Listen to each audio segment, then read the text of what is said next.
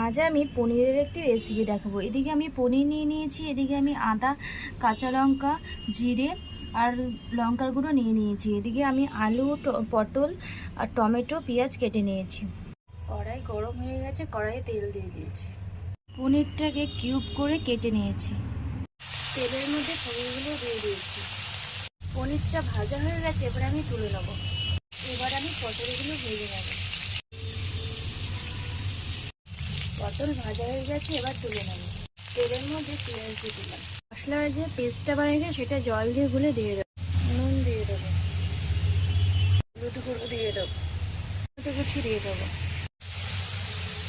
আলুগুলো দিয়ে দেবো।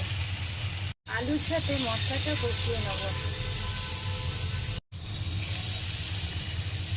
তো জল দিয়ে দিয়েছি,